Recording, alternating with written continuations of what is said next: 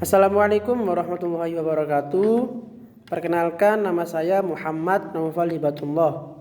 Saya dari D3 Teknologi Informasi PSDKU Lumajang. Di sini saya akan berpresentasi tentang syarat-syarat kesehatan kerja.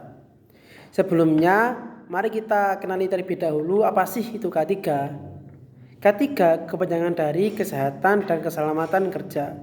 K3 merupakan upaya kita untuk menciptakan lingkungan kerja yang sehat dan aman, sehingga dapat mengurangi probabilitas kecelakaan kerja atau penyakit akibat kelainan yang mengakibatkan demotivasi dan defisiensi produktivitas kerja menurut Undang-Undang Pokok Kesehatan Republik Indonesia Nomor 9. Tujuan penerapan K3 yaitu tujuan utama dalam penerapan K3 berdasarkan Undang-Undang Nomor 1 Tahun 1970 tentang keselamatan kerja, yaitu antara lain yang pertama, melindungi dan menjamin keselamatan setiap warga, setiap tenaga kerja dan orang lain di tempat kerja. Yang kedua, menjamin setiap sumber produksi dan dapat digunakan secara aman dan efisien.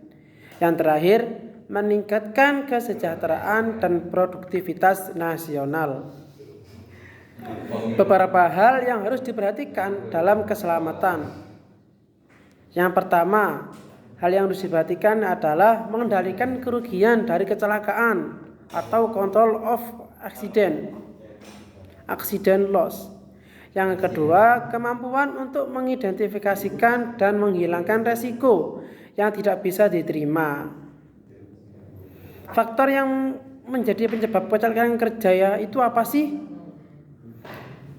Faktor-faktornya itu dibagi menjadi 3, yaitu yang pertama faktor lingkungan, yang kedua faktor manusia, yang terakhir yaitu faktor peralatan. Syarat-syarat penerapan K3 di tempat kerja itu tertuang dalam Undang-Undang Nomor 1 Tahun 1970 tentang keselamatan kerja, pasal 3. Pada pasal tersebut disebutkan 18 syarat penerapan keselamatan kerja di tempat kerja. Di antaranya yaitu yang pertama, mencegah dan mengurangi kecelakaan kerja. Yang kedua, mencegah, mengurangi dan memadamkan kebakaran.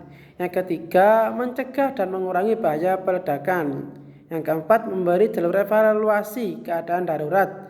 Yang kelima, memberi P3K kecelakaan kerja. Yang keenam, memberi APD atau alat pelindung diri pada tempat kerja. Yang selanjutnya, mencegah dan mengendalikan timbulnya penyebaran. Yang selanjutnya, suhu kelembapan, debu, kotoran, asap, uap, gas, radiasi, gas bisingan, dan getaran. Selanjutnya, mencegah dan mengendalikan penyakit akibat kerja dan keracunan. Yang selanjutnya, penerangan yang cukup dan sesuai. Yang nomor selanjutnya, suhu dan kelembapan udara yang baik.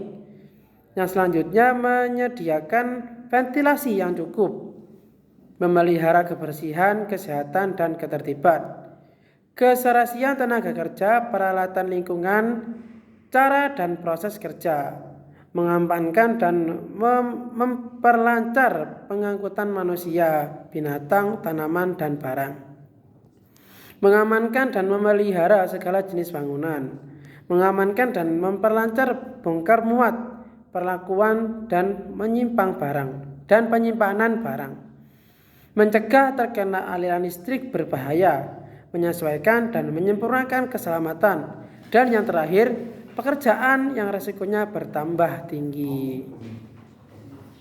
Itulah syarat-syarat dari keselamatan kerja. Demikian dari saya, apabila ada salah kata mohon dimaafkan, karena saya sebagai manusia biasa pastinya punya banyak salah. Dan sesungguhnya yang paling benar dan maha benar itu hanyalah milik Allah SWT. Sekian dari saya. Wassalamualaikum warahmatullahi wabarakatuh.